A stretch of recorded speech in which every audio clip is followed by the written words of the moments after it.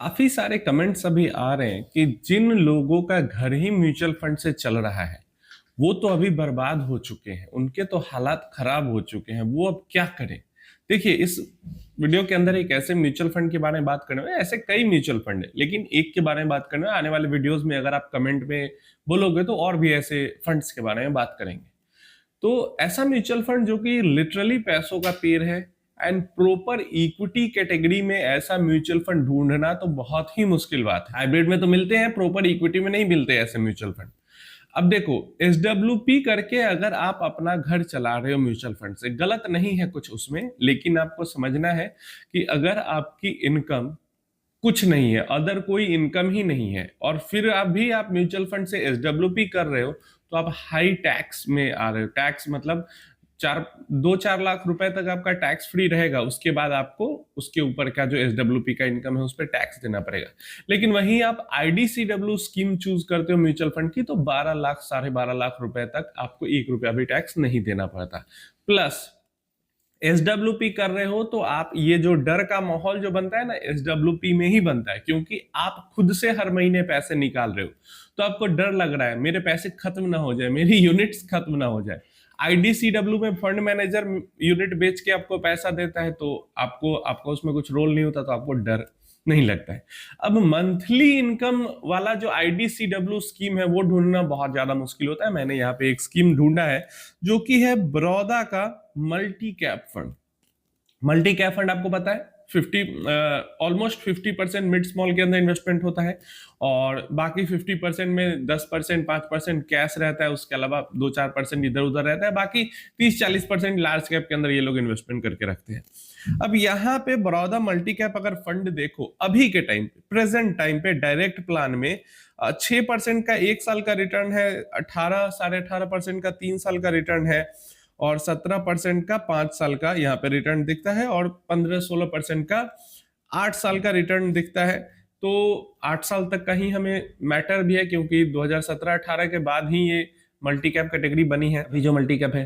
तो ऐसे में अगर आप देखोगे तो बड़ौदा का जो मल्टी कैप फंड है वो एक average performing multi cap fund है। ऐसा नहीं कि बहुत कुछ सुपर परफॉर्म अभी कर रहा है, ऐसा भी नहीं कि बहुत डेड एकदम फंड है। तो एक नॉर्मल बढ़िया फंड हमें हमारे पास निकल के आ जाता है, जो कि लंबे समय से 15% के पास का रिटर्न जनरेट यहाँ पे कर पा रहा है। अब यहाँ पे क्या देखना है, अभी के टाइम पे ये 0.89% का एक्सपेंसेस चार्ज कर रहे हैं, लेकिन इसका जो SWP अगर आप करते हो तो SWP में आपको डर लगता है, जैसे कमेंट्स में मैंने बताया कि यूनिट खत्म हो जाएगा फंड के अंदर से पैसा मेरा, मैं क्या करूंगा। अभी यहाँ पे देखते हैं, पिछले एक साल में माहौल खराब था। इस स्कीम ने 8.27 परसेंट का जो IDCW है वो लोगों को दिया है। मतलब अपने इन्वेस्टर को, जिसने भी IDCW स्कीम के अंदर इन्वेस्ट किया था इस स्कीम के, 8.27% उनकी इन्वेस्टेड वैल्यू का निकाल के 1 साल में दिया है इन्वेस्टर को। क्लियर है? रिटर्न्स नहीं, इतना डिविडेंड दिया है। पिछले तीन सालों में सालाना इस स्कीम ने 8.67% हर साल निकाल के दिया इन्वेस्टर को। पिछले 3 साल में कौन सा साल हो जा रहा है? 2026 चल रहा है, 25, 24, 23। अब यहाँ पे इससे आगे बढ़ते हैं, तो यहाँ पे अगर आप इसका मंथली जो ये स्कीम दे रही है अपने इन्वेस्टर्स को, जैसे 27/4/2026 पिछले महीने इसने 0.68% डिविडेंड दिया है ना, हर मतलब 68 रुपीज कह सकते हो, 0.68 रुपीज पर 100 रुपीज कह सकते हो। तीसरे महीने में भी 0.68, फेब में सेकेंड मंथ में 0.75, जनवरी के महीने में 0.78, पिछले साल दिसंबर में 0.76, नवंबर में 0.76, उससे पहले अक्टूबर में 0.74। तो 0.7 टू 0.7, 0.6, 0.8% तक भी इसका जो डिविडेंड है वो जाता है। और ये जो डिविडेंड ये दे रही है, ऐसा नहीं कि अभी तुरंत बस दिया है। 2023 ऑनवर्ड्स, जनवरी 2023 के बाद से हर महीने लगातार इस स्कीम ने डिविडेंड दिया है। 0.7, 0.6, 0.7, 0.6, 0.8 तक, 0.6 टू 0.8 के बीच में मंथली 0.6 टू 0.8 के बीच में इसका जो डिविडेंड है वो रहा है। ये चीज क्लियर है। अब 2022 के बाद से ही ये दे रहा है, मतलब 2023 से ही दे रहा है। 2022 दिसंबर से स्टार्ट हुआ मंथली और अभी तक मंथली चल रहा है, एक महीना भी स्किप नहीं हुआ है बीच में। 2023 से पहले साल में एक बार ये देते थे।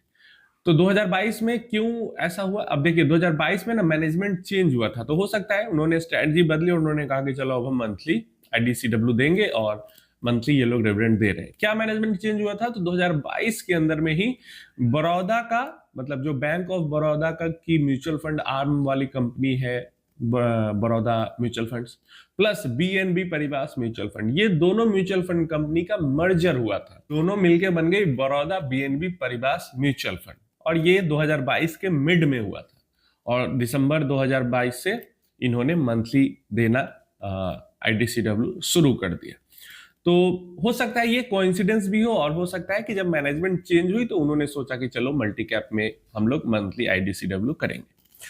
अब यहाँ पे जो आईडीसीडब्ल्यू स्कीम है उसको पूरी तरीके से इन्वेस्टर नजरअंदाज कर देते हैं, लेकिन देखिए आईडीसीडब्ल्यू स्कीम जो है वो भी आपके लिए बहुत काम की स्कीम है, खासकर जिनका और कोई इनकम का सोर्स नहीं है और वो मंथली इनकम चाहते हैं, या फिर अगर आप ओल्ड एज में हैं वहां पे भी आप मंथली इनकम चाहते हैं और एसडब्ल्यूपी में अगर डर लगता है, जैसे कई सारे मेरे तो डायरेक्ट एक कंसल्टेशन के सेशन में भी एक बात हुई, हमारे इन्वेस्टर है उनको भी एसडब्ल्यूपी से बहुत डर लगता है। अब एसडब्ल्यूपी से डर लगता है तो आईडीसीडब्ल्यू आपके लिए बेटर ऑप्शन हो जाता है, और खासकर जब आपके पास, अब देखो सिंपल सी चीज है, आपके पास अदर कोई इनकम का सोर्स नहीं है, ठीक है, आप म्यूचुअल फंड से ही जिंदगी बिताना चाहते हो, तो आईडीसीडब्ल्यू स्कीम के अंदर आप 1 लाख पर मंथ तक भी आपको आईडीसीडब्ल्यू सारी स्कीम्स मिला के मिल रहा है, डिविडेंड मिल रहा है, फिर भी वो टैक्स फ्री है। वहां पे 1 रुपया, 1 लाख रुपए तक आपको इनकम आ रहा है, उस पर भी आपको 1 रुपया टैक्स नहीं देना है।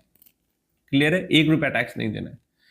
और खुद से आप विड्रॉ भी नहीं कर रहे हो कि आपको डर लगे कि पैसा खत्म हो जाएगा, यूनिट्स खत्म हो जाएगी।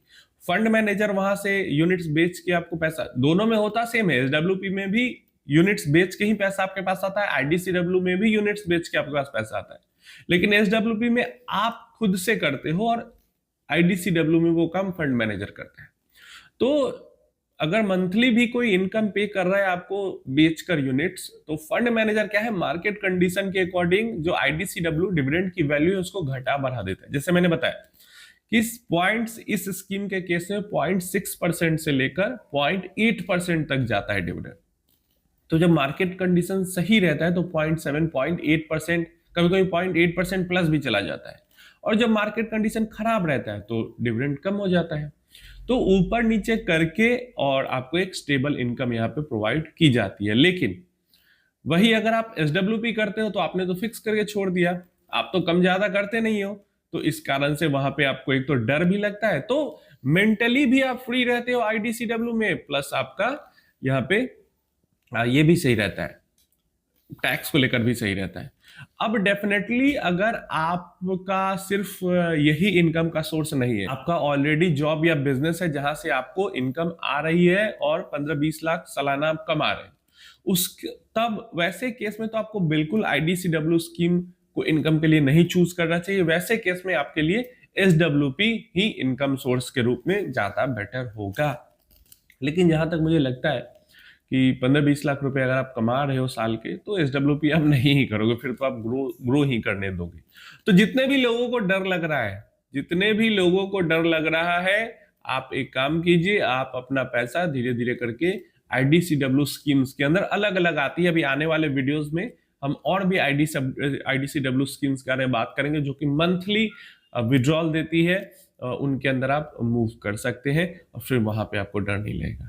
नीचे कमेंट में बताना कि आपको और मंथली इनकम प्रोवाइड करने वाले आईडीसीडब्ल्यू स्कीम्स के बारे में जानना है या नहीं जानना है।